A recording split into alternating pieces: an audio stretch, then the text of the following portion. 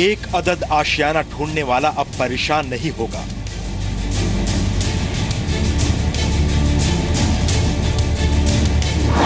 उसके हाथ में आ चुका है आशियाने के रावण को मारने का ब्रह्मास्त्र।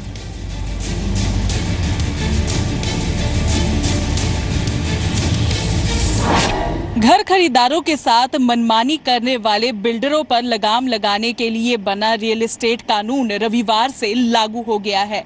अब बिल्डर्स घर खरीदारों के साथ धोखा नहीं कर पाएंगे और अगर बिल्डर्स धोखा देंगे तो उन्हें मिलेगी जेल। गाढ़े पसीने की कमाई का मोल नहीं समझने वाले बिल्डर्स की अब खैर नहीं।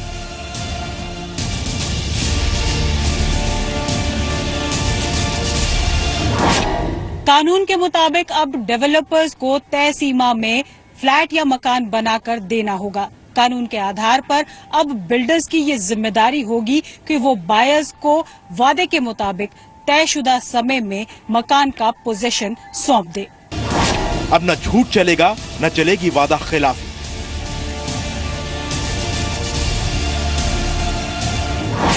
बिल्डर अगर वादा खिलाफी करता है तो उस पर कार्रवाई होगी। बिल्डर मनमाने तरीके से खरीदारों पर रोज रोज नई नई शर्तें नहीं थोप सकेगा।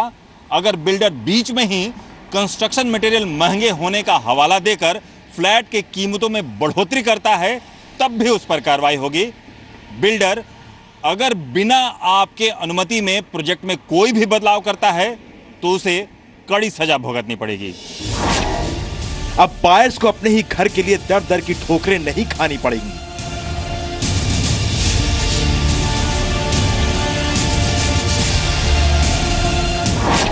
बिल्डर अगर पूर्व घोषित तय वक्त में निर्माण कार्य पूरा नहीं करता तो उसे उसी दर पर खरीदार को ब्याज का भुगतान करना होगा जिस दर पर वो खरीदार से भुगतान में किसी चूक पर ब्याज वसूलता है। अब होगा बिल्डर के टॉर्चर का दी एंड।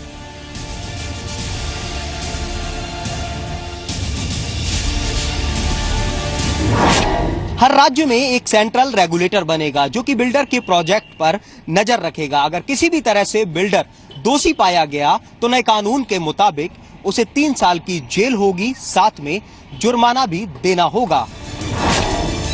अब होगा आशियाने का रावण छू। नमस्कार, जी न्यूज पर आपके साथ मैं हूं अदिति त्यागी। जी हां, आज के वक्त में बड़ा से बड़ा डकैत, ठग और चालबाज भी वो नहीं कर पाए जो ये बिल्डर मकान खरीदने वालों के साथ कर रहे हैं। खासकर शहरों में इनकी गड़बड़ियां तबाही की तरह फैल रही हैं। लेकिन अब इन बिल्डर नुमा रावणों पर नकेल लगाने के लिए कानून बन चुका है। जी हां, आज से रियल एस्टेट रेगुलेटर कानून लागू हो गया है। इस कानून से बिल्डर्स की सभी मनमानियों का अंत हो जाएगा। क्या है ये कानून? आज लागू हुए कानून से मकान खरीदने वालों को बिल्डर्स की चालाकियों से और धोखे से कैसे छुटकारा मिलेगा? कैसे एक मकान खरीदने में लोगों की मदद करेगा ये कानून? सभी डिटेल्स हमारी इस रिपोर्ट में है।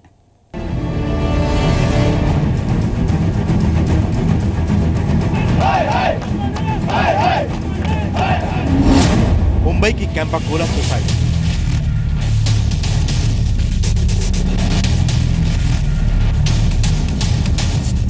मुंबई की आदर्श सोसाइटी,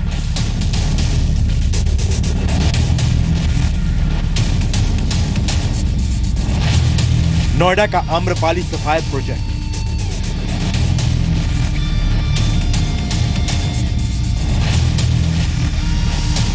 नोएडा का केप टाउन प्रोजेक्ट,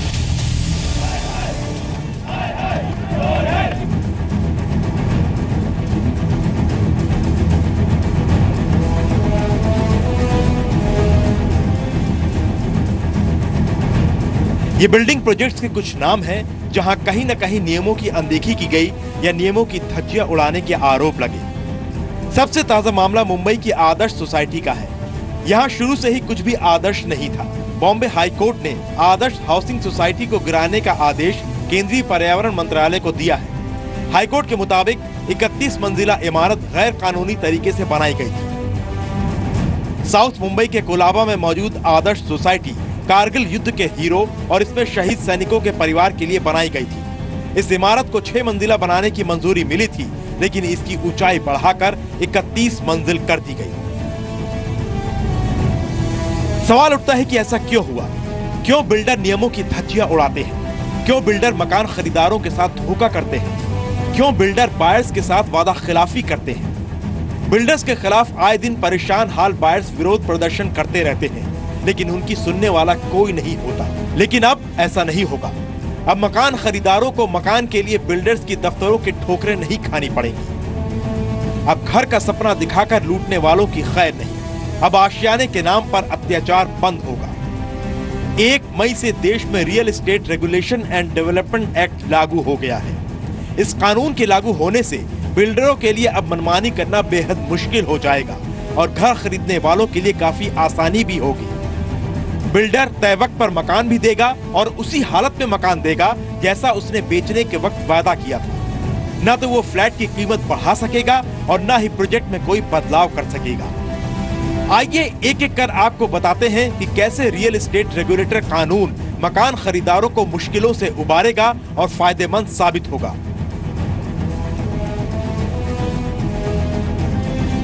हर राज्य को 1 साल के अंदर रेगुलेटरी अथॉरिटी और अपीलीय अथॉरिटी का गठन करना होगा। यानी 31 अप्रैल 2017 तक राज्य सरकारों को रेगुलेटरी अथॉरिटी का गठन करना ही होगा। राज्यों को 6 महीने के अंदर इस कानून के तहत नियम बनाने होंगे। हर प्रोजेक्ट या सोसाइटी को इस रेगुलेटरी अथॉरिटी में रजिस्टर्ड कराना होगा। रेगुलेटरी अथॉरिटी रिहायशी और कारोबारी दोनों तरह के प्रोजेक्ट्स में पैसे के लेन देन पर नजर रखेगा। रेगुलेटर उपभोक्ता या कंपनियों की शिकायत का 60 दिन के भीतर निपटारा भी करेगा।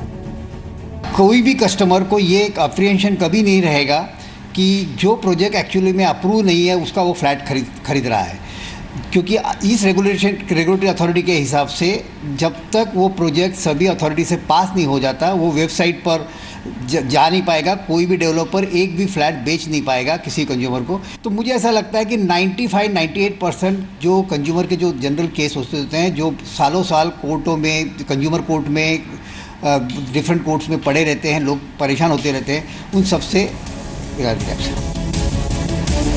नए कानून में प्रोजेक्ट एरिया 1000 वर्ग मीटर से बढ़ाकर 500 वर्ग मीटर कर दिया गया है। यानी 8 फ्लैट का प्रोजेक्ट भी रेगुलेटर की निगरानी के दायरे में आएगा। हालांकि राज्य सरकारों के पास अधिकार होगा कि वे प्लॉट साइज और फ्लैटों की संख्या कम या ज्यादा कर सकते हैं। नए कानून के मुताबिक बिल्डर को प्रोजेक्ट की बिक्री सुपर एरिया पर नहीं, कारपेट एरिया पर करनी होगी। यानी कोई बिल्डर अपनी संपत्ति को सुपर एरिया के आधार पर नहीं बेच सकेगा, जिसमें फ्लैट के अंदर का हिस्सा और बाहर का साझा भाग जैसे लिफ्ट और कार पार्किंग वगैरह होता है। बिल्डर्स उसे बहुत सारी बातें बताते नहीं थे और बताते थे तो एक मिसलीडिंग मैनर में बताते थे। जैसे कि मैं आपको एग्जांपल देता हूं कि सुपर एरिया का कंसेप्ट है, तो बायर को ये नहीं मालूम है कि सुपर एरिया अगर उसको 2000 फीट दिया जा रहा है तो उसे दरअसल कितना कारपेट एरिया मिलेगा। वो 1500 मिलेगा या 1400 मिलेगा या 1200 मिलेगा। एक लॉन्ग लिस्ट ऑफ इंफॉर्मेशन है जो सारी रजिस्ट्रेशन के वक्त फाइल करनी होगी अथॉरिटी के पास। बायर एक इवैल्यूएशन करने की पोजीशन में होगा। प्रोजेक्ट में बदलाव के लिए बिल्डर को 66% यानी 2/3 खरीदारों की सहमति लेनी होगी। बिना इजाजत बिल्डर प्रोजेक्ट के स्वरूप में कोई बदलाव नहीं कर सकेगा। यही नहीं, नए कानून में बिल्डर और खरीदारों के हितों की रक्षा के लिए जमीन की टाइटल डीड का बीमा भी कराना होगा, ताकि टाइटल डीड में कोई गड़बड़ी पाए जाने पर बिल्डर और खरीदार दोनों को नुकसान ना हो। यह भी सुनिश्चित किया गया है कि बिल्डर जो पैसा उपभोक्ताओं से लेते हैं उस राशि का 70% हिस्सा उन्हें अलग बैंक में रखना होगा, जिसका इस्तेमाल सिर्फ निर्माण कार्यों में ही करना होगा। 10% से ज्यादा बिल्डर एडवांस नहीं ले सकता। अगर वो 10% से ज्यादा एडवांस तभी ले पाएगा जब वो एग्रीमेंट को रजिस्टर कराएगा। जितने पैसे वो बिल्डर लेगा उसका 70% उसे एक अकाउंट मेंटेन करना होगा उसी प्रोजेक्ट के लिए।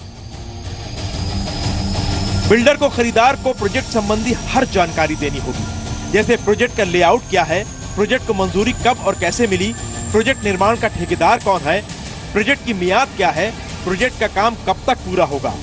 इन सभी बातों की सटीक जानकारी अनिवार्य तौर पर देनी होगी। बिल्डर अगर पूर्व घोषित तय समय में निर्माण कार्य पूरा नहीं करता तो उसे उसी दर पर खरीदार को ब्याज का भुगतान करना होगा जिस दर पर वो खरीदार से भुगतान में किसी चूक पर ब्याज वसूलता है। कोई बिल्डर अगर खरीदार से धोखा करता है तो नए कानून के मुताबिक उसे 3 साल तक के लिए जेल की सजा हो सकती है और जुर्माना भी भरना पड़ सकता है।